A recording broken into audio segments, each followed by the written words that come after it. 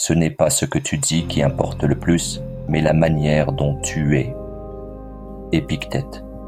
As-tu déjà ressenti ce moment particulier où tu entres dans une pièce et que tous les regards se tournent vers toi, non pas pour ce que tu dis, mais pour ce que tu es? Combien d'entre nous aspirons à être réellement valorisés, respectés pour notre présence et notre essence? Dans notre société moderne, il est facile de se sentir invisible, d'avoir l'impression de ne pas être à la hauteur, comme si notre existence même était insignifiante. Mais cela ne doit pas être une fatalité. Aujourd'hui, nous entamons ensemble un voyage unique et enrichissant, guidé par la sagesse intemporelle du stoïcisme, pour construire une force intérieure et une présence indéniable. Cette démarche n'est pas une quête d'attention, mais un processus pour cultiver des pensées et des actions durables qui non seulement te rendront respecté, mais te rendront également plus fort intérieurement. Dans cette vidéo, nous explorerons 10 clés fondamentales, éprouvées à travers les siècles pour transformer la manière dont les autres te perçoivent. Prêt à relever le défi? Passons maintenant à la première clé pour construire une présence puissante afin qu'ils te valorisent. Ce n'est pas parce que les choses sont difficiles que nous n'osons pas, c'est parce que nous n'osons pas qu'elles sont difficiles. Sénèque. As-tu remarqué comme une personne pleine de mystère attire naturellement l'attention et l'intérêt des autres? Cette curiosité innée face à l'inconnu est un trait fondamental de la nature humaine. Elle nous pousse à explorer, à découvrir et surtout à valoriser ce qui nous est révélé petit à petit. Dans le stoïcisme, cultiver ce mystère est une manière subtile d'accroître sa valeur personnelle et d'attirer les autres sans effort.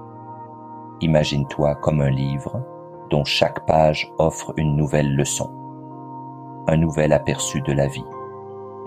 Lorsque tu partages des expériences ou des idées de manière réfléchie, sans tout dévoiler d'un coup, tu éveilles l'envie chez les autres de mieux te connaître, d'apprendre de toi. Chaque conversation devient une opportunité de connexion plus profonde, et chaque échange, une aventure captivante. Prenons un exemple tiré de la vie quotidienne. Imagine un artisan qui, au lieu de montrer directement le produit fini, te fait découvrir les étapes de sa création. Son habileté, sa réflexion et sa passion pour son travail suscitent ton admiration. Ce n'est pas seulement l'objet qui te fascine, mais aussi le processus, les secrets derrière cette réalisation. De la même manière, en cultivant une part de mystère dans tes interactions, tu deviens non seulement une source de savoir, mais aussi une personne dont la présence inspire et motive. Ce respect et cette admiration que tu gagnes ne peuvent être achetés. Ils sont le fruit d'un apprentissage continu et d'une capacité à partager ce que tu as appris avec sagesse. Le mystère ne consiste pas à cacher des choses, mais à dévoiler stratégiquement des parties de ton parcours, créant ainsi une aura d'inspiration autour de toi. Es-tu prêt à intégrer cette clé dans ta vie et à voir comment elle peut transformer tes relations et ton impact? Réfléchis à cela et prépare-toi, car nous allons explorer la deuxième clé pour que les autres te valorisent davantage. Clé 2. Maîtrise la discrétion. Sois maître de toi-même et tu seras maître du monde. Épictète. As-tu déjà ressenti l'envie irrépressible de tout partager, que ce soit lors d'une conversation ou sur les réseaux sociaux? Dans un monde où la connectivité permanente nous pousse à tout exposer, il est essentiel de se rappeler le pouvoir de la discrétion. La retenue n'est pas seulement une question de discipline, mais aussi un moyen de protéger son espace mental et de cultiver un profond respect de soi. Prenons l'exemple d'un écrivain en devenir. Il a une idée révolutionnaire pour son prochain roman, mais au lieu de la dévoiler à tout le monde, il choisit de n'en parler qu'à ses proches collaborateurs de confiance. Cette retenue lui permet de développer son projet, loin des regards indiscrets, évitant ainsi le risque que quelqu'un d'autre s'approprie son idée. Quand le livre est enfin publié, il connaît un grand succès, renforçant la confiance et l'admiration de son entourage. Ce choix de discrétion était non seulement une stratégie, mais aussi un acte de sagesse. Comme Sénèque l'a si bien dit, « Le sage n'a besoin de rien, mais il sait profiter de tout. L'insensé, lui, pense tout savoir, mais n'a rien en lui. » En choisissant de ne pas tout révéler, nous nous donnons le temps et l'espace de prendre des décisions réfléchies qui servent nos intérêts à long terme. La discrétion, c'est aussi savoir se poser les bonnes questions avant de partager une information. Est-ce que cela me sert sur le long terme? Cela renforcera-t-il la confiance et le respect des autres envers moi? Si la réponse est incertaine, il vaut mieux garder cette information pour soi. En pratiquant la retenue, nous cultivons une force intérieure. Cela protège non seulement notre tranquillité d'esprit, mais cela construit également une image de nous-mêmes qui inspire respect et admiration. Cette capacité à se maîtriser attire naturellement les autres, renforçant notre valeur personnelle. Alors, es-tu prêt à adopter cette deuxième clé dans ta vie? Prépare-toi, car nous allons maintenant découvrir la troisième clé pour que les autres te valorisent davantage. Clé 3. Prends soin de toi. Prends soin de ton esprit, plus encore que de ton corps, car c'est lui qui donne sa lumière à ta vie. Épictète. T'es-tu déjà demandé pourquoi certaines personnes semblent rayonner, attirant naturellement respect et admiration? Souvent, la réponse se trouve dans leur capacité à prendre soin d'elles-mêmes. Prendre soin de soi n'est pas un acte égoïste, c'est un acte nécessaire pour être en mesure de soutenir et d'inspirer les autres. C'est une leçon fondamentale pour mener une vie à la fois épanouissante et significative. Imagine un artisan qui consacre chaque jour du temps à entretenir ses outils. S'il les néglige, ils deviennent inutilisables, compromettant la qualité de son travail. Ton esprit et ton corps sont ces outils. Si tu n'en prends pas soin, tu limites ta capacité à atteindre ton plein potentiel et à apporter de la valeur autour de toi. Physiquement, cela signifie maintenir un mode de vie sain, une alimentation équilibrée, un exercice régulier et un sommeil réparateur. Lorsque ton corps est en bonne santé, tu dégages une énergie positive et une confiance naturelle qui attire l'attention et le respect des autres. Sur le plan mental, prendre soin de toi consiste à recharger régulièrement ton esprit, que ce soit à travers la lecture, la méditation ou des passe-temps personnels. Ces moments de ressourcement nourrissent ton âme. Une personne calme, confiante et en paix intérieure devient irrésistible. Elle inspire confiance et admiration. Enfin, souviens-toi que prendre soin de soi est un voyage sans fin. Comme Marc Aurèle, l'empereur philosophe, l'a si bien dit, notre vie est ce que nos pensées en font. En investissant continuellement en toi-même, tu améliores non seulement la qualité de ta vie, mais tu deviens également une source d'inspiration pour ceux qui t'entourent. Et c'est ainsi que tu apprends à te valoriser et, par conséquent, à être profondément valorisé par les autres. Maintenant, découvrons la quatrième clé pour renforcer ton impact et ta valeur dans la vie des autres. Clé 4. Cultiver le calme et la sérénité. La colère commence par la folie et finit par le regret. Sénèque. As-tu déjà ressenti cette montée de tension, ce moment où l'instinct te pousse à réagir impulsivement face à une situation difficile? Sénèque, l'un des plus grands philosophes stoïciens, nous rappelle que le meilleur remède à la colère est le délai. Ces paroles contiennent une sagesse intemporelle. Face à la pression ou aux émotions négatives, il est essentiel de cultiver le calme et la maîtrise de soi. Imagine une situation quotidienne. Tu arrives en retard à une réunion importante et les regards de tes collègues trahissent leur agacement. Ton instinct pourrait te pousser à réagir immédiatement, peut-être avec une justification ou une remarque défensive. Mais au lieu de cela, tu prends une profonde inspiration, tu observes un moment de silence et tu choisis de répondre avec calme et respect. Ce choix non seulement désamorce les tensions, mais il attire également l'admiration de ceux qui t'entourent pour ta capacité à rester maître de toi-même. Dans un contexte plus introspectif, le silence lui-même est une force. Comme Marc Aurèle l'a écrit, le pouvoir de l'esprit est de rester impassible face aux événements extérieurs. Ce calme intérieur ne traduit pas une faiblesse, mais une force immense. C'est une invitation à la réflexion, à la compréhension de soi et du monde. En cultivant cette sérénité, tu ne fais pas seulement preuve d'une sagesse millénaire.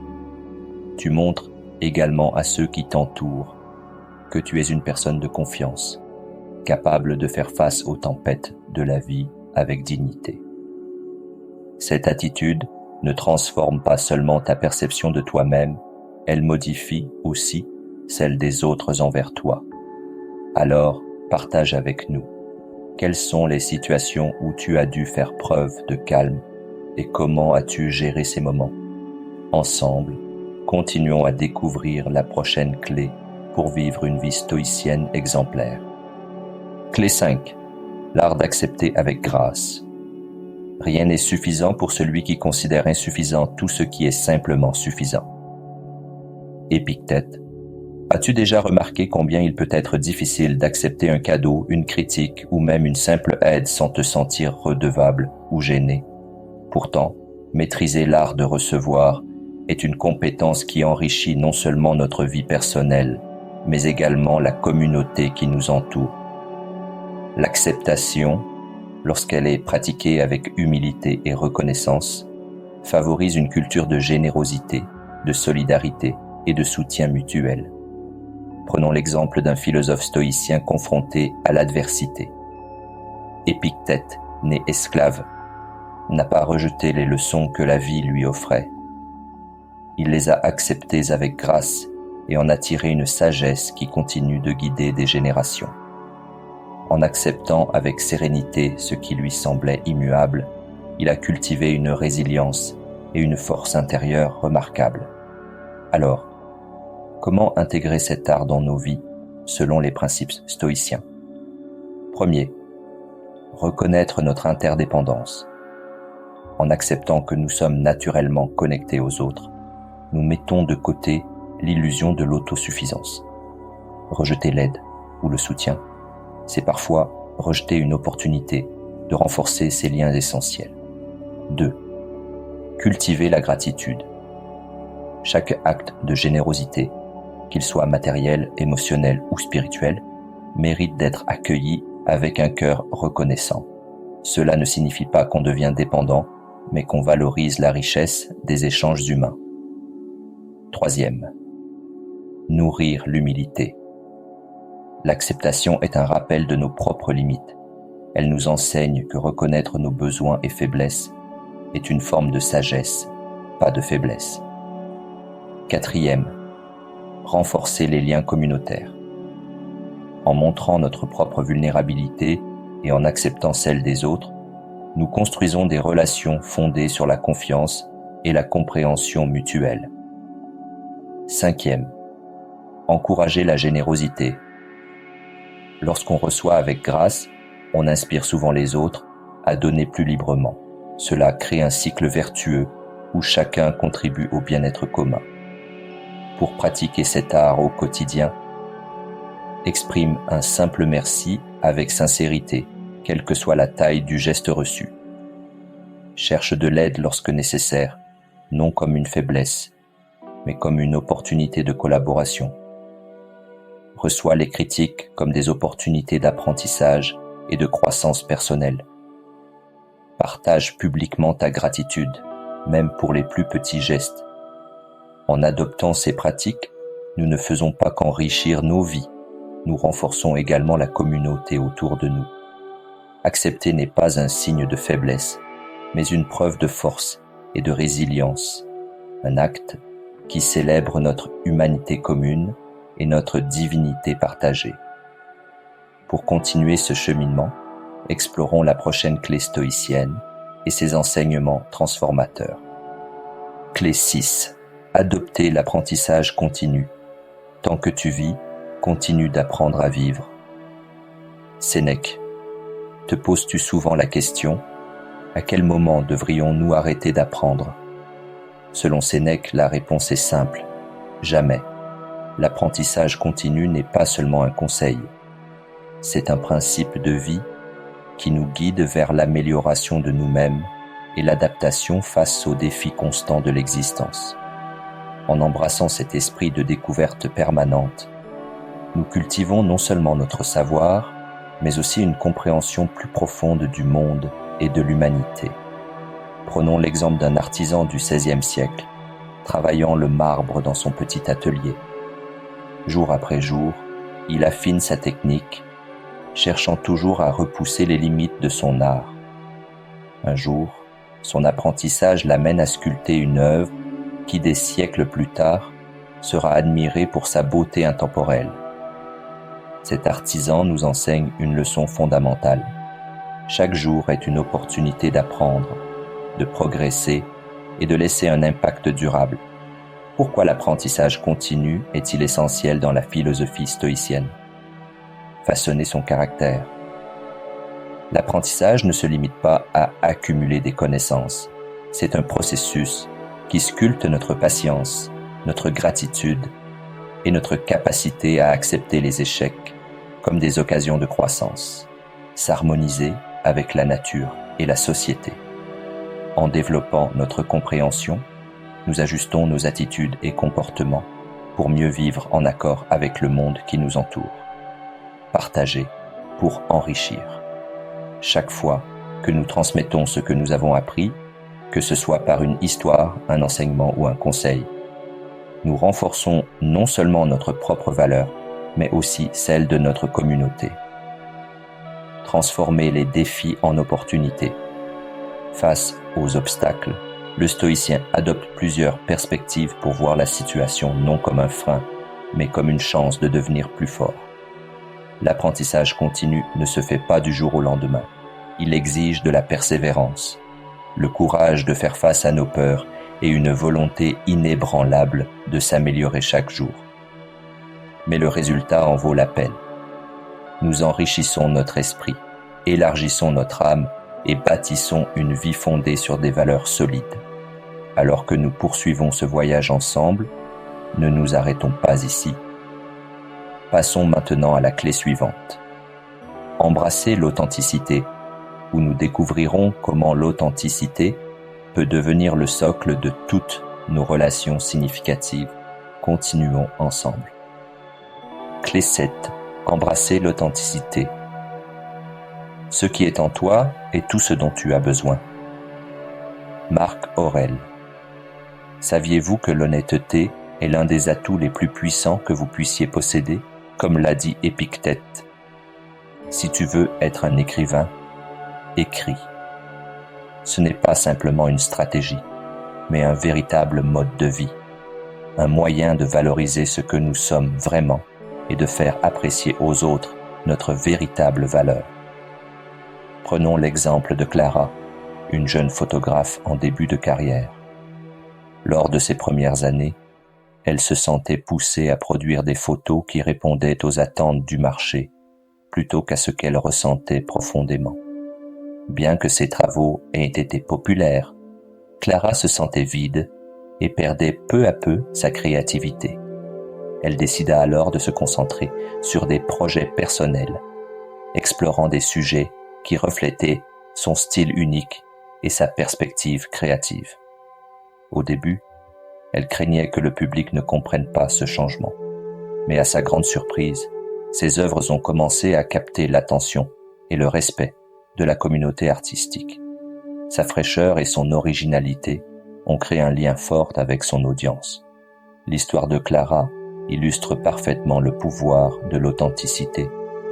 Lorsque nous osons vivre en étant fidèles à nous-mêmes, non seulement nous attirons des personnes qui partagent nos valeurs, mais nous laissons également une empreinte durable sur celles qui nous entourent. L'authenticité ne nous permet pas seulement de dévoiler notre véritable essence, mais elle nous aide aussi à tisser des liens plus profonds avec ceux qui nous entourent, créant un environnement où la véritable appréciation peut s'épanouir. Dans un monde où la vérité est souvent négligée et la superficialité trop facilement acceptée, l'authenticité est votre bien le plus précieux. Elle ne vous rend pas seulement unique et irremplaçable, mais elle fait en sorte que les autres reconnaissent la valeur de votre présence dans leur vie. Souvenez-vous qu'en chaque être humain réside un secret, quelque chose de profond et de privé qui ne se partage pas aisément. Lorsque nous gardons une part de nous pour nous-mêmes, nous protégeons non seulement notre valeur intrinsèque, mais nous suscitons aussi la curiosité des autres, créant ainsi une allure irrésistible. Cela renforce non seulement notre propre estime de soi aux yeux des autres, mais favorise aussi des relations plus profondes, où le respect mutuel et la compréhension deviennent la base des échanges. Continuons ensemble avec la clé suivante pour rehausser davantage notre valeur. Clé 8. Redécouvrir la valeur du temps. Perdre du temps, c'est être perdu soi-même. Sénèque. T'es-tu déjà demandé combien de fois tu laisses filer des instants précieux dans une journée? Le temps, cet actif intangible, ne peut jamais être récupéré une fois perdu. Pourtant, lorsque nous apprenons à le valoriser, nous devenons non seulement plus maîtres de nos décisions, mais nous attirons également l'admiration et le respect de ceux qui nous entourent. Imagine un maître artisan. Chaque matin, il s'assoit à son établi avec une clarté absolue sur ses priorités. Il ne se laisse pas distraire par des appels inutiles ou des préoccupations futiles. Chaque action, chaque mouvement de ses outils est calculé, méthodique, dans un respect profond du temps qui lui est alloué. Ce n'est pas simplement un choix pratique, mais une application directe de la philosophie stoïcienne, diriger sa vie avec intention et maîtrise. Marc Aurèle a écrit « Rien n'est plus précieux que le temps, car il est l'unique ressource que nous possédons réellement. » En gérant notre temps de manière stoïcienne, nous créons une aura de respect et d'admiration, non seulement pour notre discipline, mais aussi pour l'harmonie que nous apportons à ceux qui nous entourent. Comment appliquer cette sagesse dans ton quotidien? Premièrement, pose-toi la question. Est-ce que cette action contribue à mes objectifs à long terme? Si ce n'est pas le cas, ne t'y attarde pas. Deuxièmement, adopte la règle du calme réfléchi.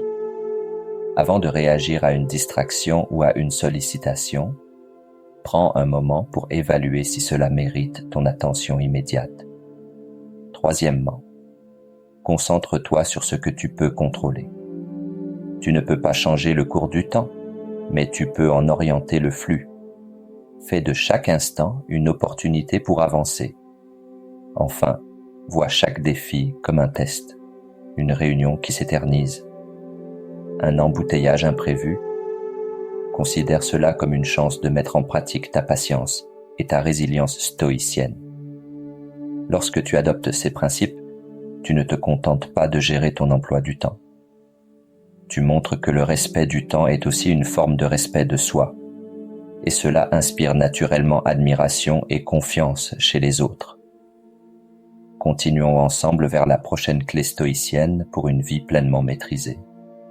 Clé 9, favoriser la résilience et l'endurance.